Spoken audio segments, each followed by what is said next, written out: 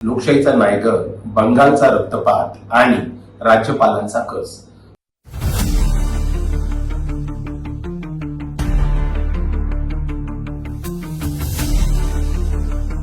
Side for few minutes, they kick me in my belly, they kick me in my backside. 5 राज्यांच्या निवडणुकींचा धुरळा आता खाली बसला असला तरी बंगालमधील लोकशाहीचा पराभव हा आणि तमिळनाडूतील सत्तेचा पेच पाहता भारतीय लोकशाहीच्या रंगमंचावर सध्या जे नाट्यप्रयोग सुरू आहेत ते चिंतेत टाकणारे आणि विदारक आहेत. And they should have realized that if you want forcefully also, there is a system. We have enough members along with us. They are elected. You cannot start torture like this. भारताच्या राजकारणात सत्ता हे एक असे रसायन आहे की जे कधी कुणाला नम्र करते तर कधी कुणाला अहंकाराचा शिखरावर नेऊन सवते. नुकत्याच पार पडलेल्या 5 राज्यांच्या विधानसभा निवडणुकांचे निकाल पाहता ईशान्येतील आसाम, दक्षिणेतील केरळ आणि पॉंडिचेरी येथील सत्ता स्थापनेचे किंवा सत्तांतराचा मार्ग सुकर होताना दिसत आहे. तेथे लोकशाहीच्या संकेतानुसार प्रक्रिया पार पडतील अशी चिन्हे पाहे आहेत. परंतु भारताच्या पूर्व आणि दक्षिण टोकाला असलेल्या 2 मोठ्या राज्यांनी पश्चिम बंगाल आणि तमिळनाडू यांनी जे राजकीय नाट्य उभे केले आहे त्याने भारतीय संविधानाच्या आणि लोकशाही मूल्यांचा मर्यादा पुन्हा एकदा चर्चेत आणल्या आहेत. सर्वात आधी बोलूया पश्चिम बंगालबद्दल.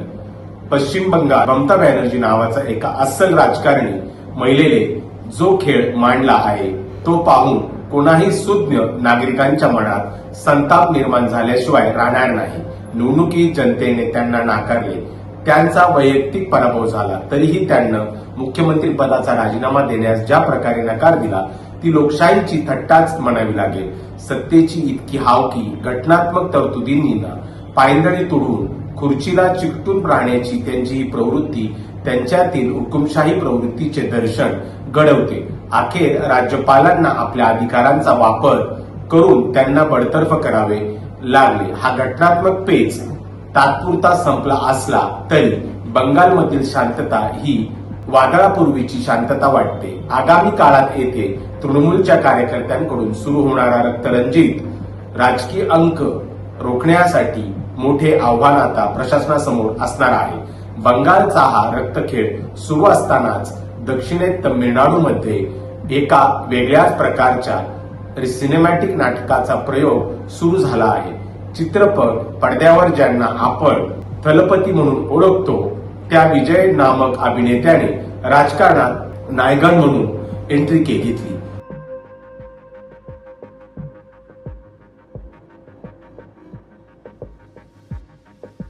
कोणत्याही चित्रपटात एका नायक असतो आणि एक नायिका असते आणि एक खलनायक असतो. तमिळनाडूत या राजकीय पटकथेत सत्ता सुंदरी ही नायिका असून विजय स्वतःला नायक म्हणून प्रोजेक्ट करत आहे. विशेष म्हणजे आपली राजकीय अपरिपक्वता लपवण्यासाठी की काय त्यांनी थेट राज्यपालांनाच खलनायक म्हणून रंगवण्यास सुरुवात केली आहे. चित्रपट 3 तासात नायक खलनायकाला धूळ चालतो आणि प्रेक्षकांच्या शिट्ट्या यांच्या गजरात चित्रपट संपतो. पण राजकारण हे स्टुडिओच्या बाहेरचे मैदान आहे. येथे 3 दिवस उलटूनही विजयला राजपालांचा कायदेशीर चौकटीवर मात करता आलेली नाही. येथे तर उलट खलनायकानेच नायकाला खाऊन टाकले की काय अशी चर्चा चेन्नईच्या गल्लीबोळात रंगू लागली आहे. विजयला निवडणुकीत स्पष्ट बहुमत मिळालेले नाही तरीही त्यांचा पक्ष सर्वात मोठा पक्ष म्हणून उदयाला आला आहे. याच बळावर त्याने सत्ता स्थापनाचा नेचा दावा केला. पण राजकारणाची मेघ मारण्यात पटाईत असलेल्या काँग्रेसने येथेही आपला हात दाखवला आहे. काँग्रेसने दिलेला पाठिंबा हा सशर्त असल्याने राज्यपालांनी नियमानुसार 118 आमदारांनी स्वाक्षर असलेली यादी आणि पाठिंबा देण्याची सर्व पक्षांची अधिकृत संमतीपत्रे मागितली आहेत. आता यावरून राज्यपालांवर टीकेची झोड उठवली जात आहे. सर्वात मोठा पक्ष म्हणून संधी द्या असा एक ओरडा सुरू आहे. यासाठी जुन्या पायड्यांची चर्चा केली जात आहे. काही जण 2019च्या महाराष्ट्रातील फडणवीस पवार शपथविधीचा दाखला देत आहेत, पण हा दाखला पूर्णपणे चुकीचा आणि अर्धवट ज्ञानावर आधारित आहे. यावेळी देवेंद्र फडणवीस यांनी राष्ट्रवादीच्या सर्व आमदारांच्या सह्यांचं पत्र सादर केले होते. तेव्हाच राज्यपालांनी पाऊल उचलले होते. खरा दाखला द्यायचा झाला तर 2014चा दिला पाहिजे. यावेळी भाजपने सर्वात मोठा पक्ष म्हणून सत्ता स्थापन केली होती, पण राष्ट्रवादीने बाहेरून तोंडी पाठिंबा जाहीर केला होता. पण तो काळ वेगळा होता आणि परिस्थितीही वेगळी होती. इतिहासाची पाने चालली तर आपल्याला अनेक परस्पर विरोधी उदाहरणे सापडतात. कर्नाटकात येडियुरप्पाने 2008 आणि 2018 मध्ये स्पष्ट बहुमत नसतानाही सर्वात मोठ्या पक्षाचे नेते म्हणून शपथ घेतली होती.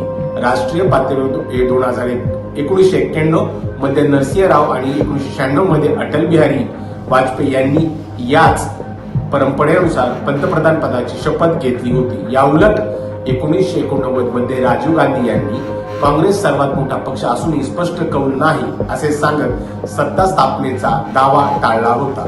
1999 मध्ये सोनिया गांधींचा पंतप्रधान पदाचा प्रयत्न केवळ मुलायम सिंग यादवांनी पाठिंबा काढून घेतल्यामुळे फसला होता, कारण राष्ट्रपतींनी त्यांना पाठिंब्याची पत्रे सादर करण्यास सांगितले होते.